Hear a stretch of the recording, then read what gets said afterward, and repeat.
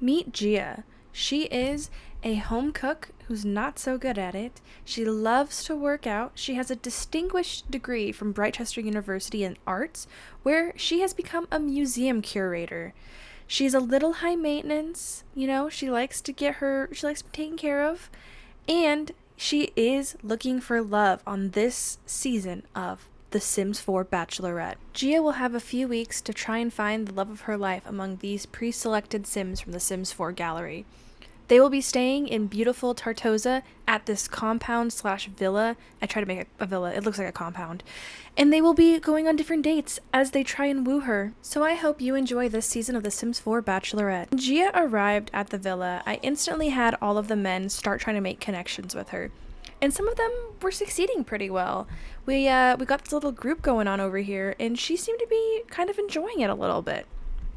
They're having nice conversation, making light, and look at her, she's so happy. So I decided I was going to have them go on their first group date to this little bar place in Tartosa. And instantly I knew something was wrong because she had an attitude towards Luca. She was not feeling Luca at all. So I thought to myself, what could I have her do that would cheer up her spirits a little bit?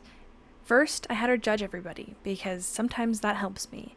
But when that really wasn't working, I decided to get her a drink because you know what? I thought maybe, she'd loosen up a little bit. But she still was super angry.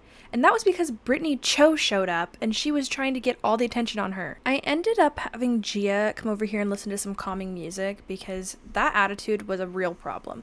And it worked. She ended up getting really excited and happy. So I thought this would be a good opportunity to have everybody dance together. And of course, Brittany just had to be a part of it. Two of the bachelors, Eddie and Daniel, came over to her and were dancing near her.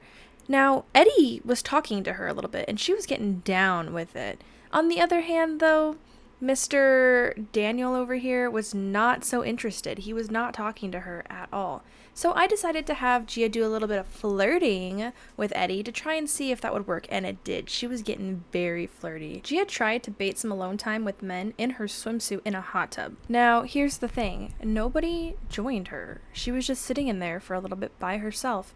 So eventually I had to have everybody come and join us, but only two of the bachelors actually came to join us. Those two bachelors are Co and Matt, and things were getting, honestly, a little hot in the hot tub with Matt. It seems like Gia and Matt were kind of connecting. There seems to have been some good conversations that were had until, for some reason, Matt decided to go on his phone. That was so disrespectful. But Gia didn't really seem to mind, but I thought it was disrespectful. She also had a little conversation with Co, and things were okay with him. They decided to end the night with a little toast, and they all decided to drink their little wine. And she once again sat by herself and was joined by Joffrey Landgrab, who said, "Can I join next season? I don't want to be married to Nancy anymore." By this point in the evening, it was getting kind of late, so I decided to have everybody go home, and I tried to put everybody to bed, but instead, only Gia went to bed, and the men started walking around the house. They even went into her room, and I realized I needed to lock her door, so I did. Eventually, they all fell asleep, and the next morning, Gia was the first to arise. She woke up, she had some pizza, she was in a bad mood, had her listen to some music.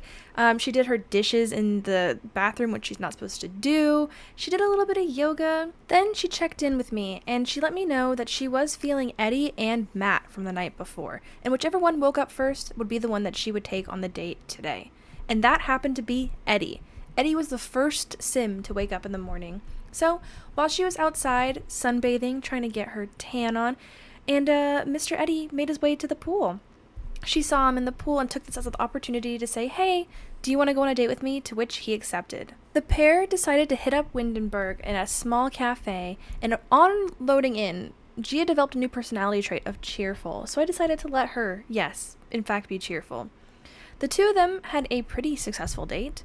Gia learned that Eddie was a lot more than what he seemed. He was a single father to a daughter who he loves very, very much. He also is a firefighter, so he spends all his free time fighting fires. Honestly, Gia found that really hot, so she really enjoyed this date with him. They were seeming to have very good connections until she decided to ask the question, does he want to have any more children? To which he responded, he doesn't think he does. But they decided to continue their date anyway, so they did some wishing in the wishing fountain, they hugged, and honestly, they were having such a great time in each other's company that they figured even though they were done eating, they would still hang out for the duration of the date. So they went to the canal side and were a little flirtatious canal side, and they ended up getting a gold medal date. When Gia got home, I wanted her to try and interact with some of the men that she hasn't talked to yet, and Luca was not. She then said, okay, you know what, I'm gonna pull him aside and have a conversation with him. So they had a small conversation, but things were still not great. Before Gia knew it, it was time for the rose giving ceremony. She decided to plan a black and white event that would require all the men to show up in their suits, and she would then decide who of these Sims would be going home. Tonight, we have Eddie on display for everybody to see. Now, just because Eddie was the one that she took on a date this week does not mean that he was guaranteed a flower, but he did receive one anyway because she had such a great time. Followed by Matt, who really impressed her this week as well. Then Brandon, even though she didn't get to see him very often, she was really attracted to him. Ko received the 4th flower, and even though he took it pretty graciously, he was low-key salty about it. So I don't know what that's about. That left us with 3. Now, Christian and Daniel were too busy yapping with one another that Daniel didn't even realize that he got called up. And eventually he did. And then we had our final 2. First, we have Daniel, who seemed like he wasn't really interested in Gia. He had plenty of opportunities to talk to her this week, but didn't. And he was super distracted by Brittany when she was jumping around like that. So Daniel, that is why you're in the bottom 2. Luca, you were in the bottom because for some reason, Gia just did not like you. Then when she tried to go and flirt with you, you were super rude about it. And you even thought it was super funny to embarrass her like that. So that's why you're in the finals. Now, I only have 1 rose in my hand, and that's going to Daniel. Daniel, he has redemption. You know, there's coming back from what happened. And he was so grateful that Gia chose him that she actually got a flower from him. Now, Luca was pissed. Luca was not happy about it. He ended up getting into a verbal altercation with Gia about it. So, safe to say, I think that she made the right choice.